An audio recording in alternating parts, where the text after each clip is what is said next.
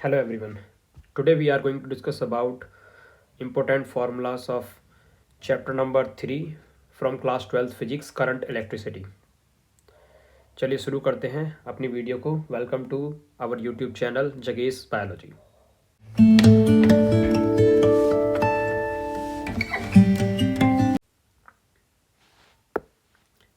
Okay,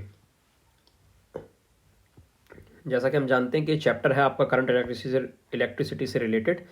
तो discuss करते हैं वन बाय वन फार्मूला कि क्या क्या इंपॉर्टेंट फार्मूलाज जो है हमें देखने को मिलते हैं इस चैप्टर से. सबसे पहले यहाँ डिस्कस करा गया है इलेक्ट्रिक करंट के बारे में. व्हाट इज इलेक्ट्रिक करंट, ये सब आपकी थ्योरी के रेस्पेक्ट में है और इसकी डेरिवेशन से हम यहाँ से फॉर्मूला रखते हैं. इलेक्ट्रिक करंट को यहाँ रिप्रेजेंट करा गया है आई से और इसका फॉर्मूला था I is equal to Q upon में टी, जहाँ पर क्यू है आपके पास चार्ज और टी होता है हमारे पास टाइम.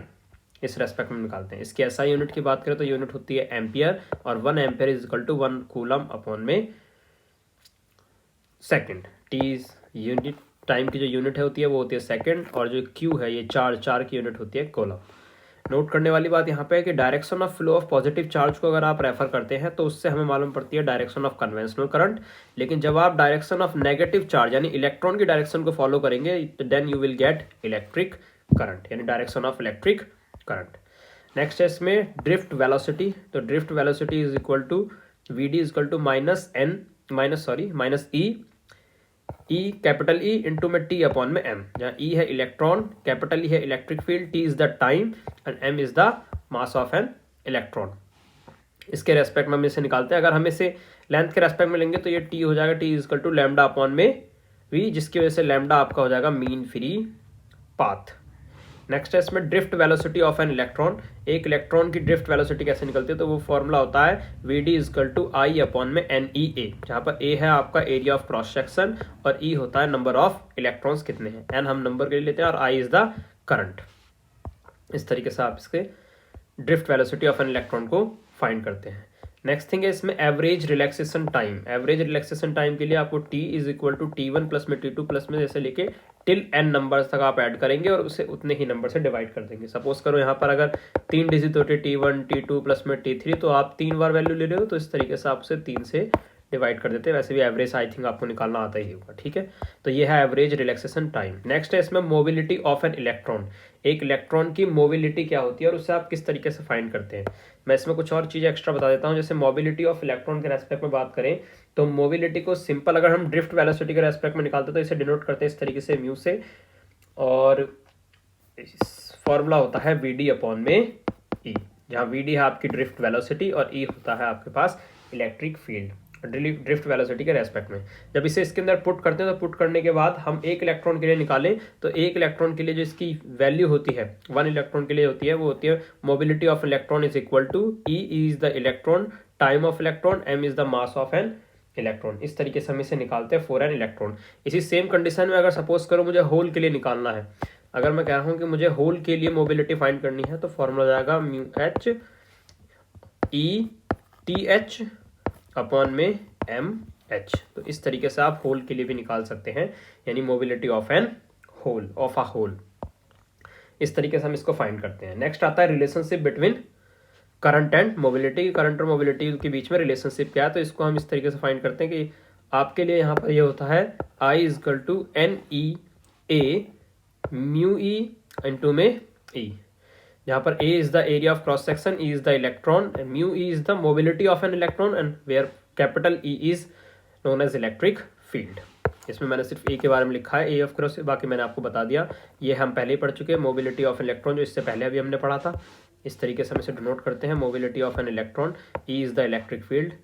इस तरीके से हम इसकी वैल्यू को लिखते हैं. अगर हम सेमीकंडक्टर के रेस्पेक्ट में बात करें तो सेमीकंडक्टर के रेस्पेक्ट में निकालते तो I is equal to E A E bracket में N mu naught, sorry not mu naught, mu E plus में पी म्यू एच. ये mu E for electron and then mu H for hole, यानी ये है mobility of an electron और ये है mobility of a hole. Clear. Next move करते हैं. नेक्स्ट है relationship between current and drift velocity. बहुत ही इंपॉर्टेंट इक्वेशन है और इसका फॉर्मूला होता है I is equal to N E A V D. ये सेपरेट है, इस तरीके से लिखा है N E A V D, जहाँ वी डी है drift velocity, A is the area, E is the electron, N is the number. Okay, तो ये है आपका relationship between current and velocity. इसके बाद आता है हमारा ओम्स लॉ। ओम्स लॉ के अगर हम रेस्पेक्ट में बात करें तो ओम्स लॉ हमने 10th क्लास से पढ़ते हुए आ रहे हैं, और 10th क्लास में हमने पढ़ा था V equal to I R, जहाँ R आपका एक कांस्टेंट होता है जिसे हम बोलते हैं रेजिस्टेंस। और इस रेजिस्टेंस के लिए जो फॉर्मूला बनता है वो बनता है V अपॉन में I। इस रेजिस्टेंस की एक ऐसा यूनिट होती है, आपको पता ही होगी, जिससे हम रिप्रेजेंट करते हैं 10th क्लास में ओम से। तो ओम इज द ऐसा यूनिट ऑफ रेजिस्टेंस। V की यूनिट होती है वोल्ट, और I की यूनिट हमने अभी पढ़ी थी वो होती है एम्पियर।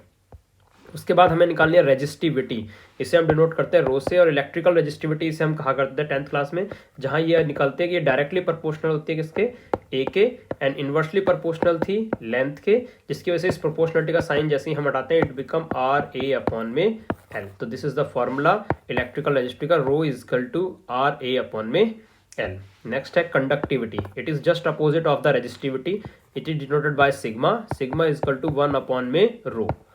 अगर इसकी हम एसआई यूनिट लिखें, क्योंकि इसकी जो रेजिस्टिविटी की यूनिट होती है वो होती है आपकी, यहाँ पे बता देता हूँ मैं, इसकी जो एसआई यूनिट होती है वो होती है ओम मीटर।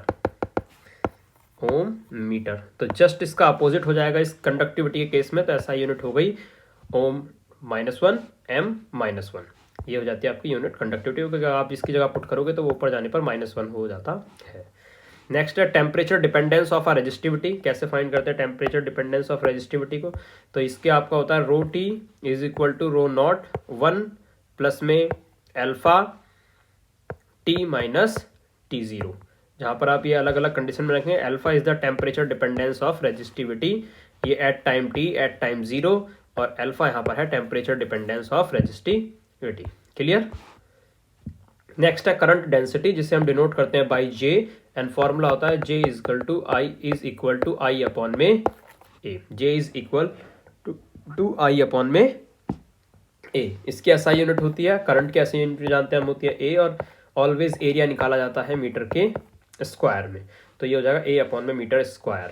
करंट डेंसिटी को हम रिलेट करें अगर इलेक्ट्रिक फील्ड के रेस्पेक्ट में और कंडक्टिविटी के रेस्पेक्ट में, तो फॉर्मूला बनता है J is equal to sigma into में कैपिटल ई, जहाँ कैपिटल ई आपका किसको डिनोट कर रहा है, कैपिटल ई डिनोट करता है हमारा इलेक्ट्रिक फील्ड को, और जे डिनोट करता है करंट डेंसिटी को। नेक्स्ट है electrical energy and power. Electrical energy and power के रेस्पेक्ट में बात करें तो E is equal to V upon में क्यू, क्यू बराबर होता है आई टी के, इसलिए फॉर्मूला होगा वी आई टी। अब वी आई टी को हम रखें तो V बराबर होता है आई अपॉन में आर के, आई इंटू में R, V is equal to होता है आई आर। तो इस आई आर को यहाँ पुट करा तो आई का स्क्वायर हो गया, आर ये आ गया, और टी यहाँ पर था ही, तो ये हो गया आई square R T, I square R T.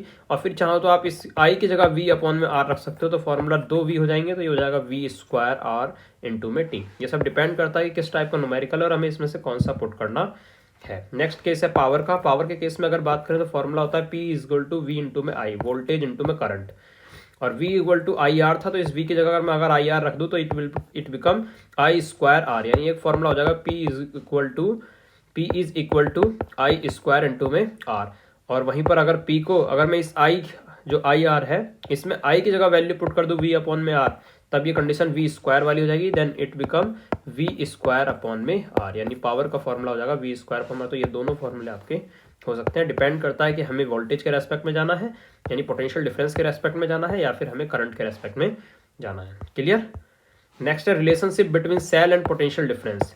Cell and potential difference and its internal resistance, उसके इंटरनल रेजिस्टेंस के रेस्पेक्ट में। तो ये आपका E से जो दिखाया ये है EMF of the cell, capital R plus में स्मॉल r, दो आपकी कंडीशन है, और ये बराबर है करंट। वोल्टेज के रेस्पेक्ट में जब जाओगे तो सेम कंडीशन है, बस यहाँ पर जो आपका ये कैपिटल R वाली कंडीशन है वो I के साथ मिलकर बटे में चली जाती है। तो यहाँ हो जाएगा E अपॉन में I प्लस में स्मॉल r अपॉन में कैपिटल R। क्लियर।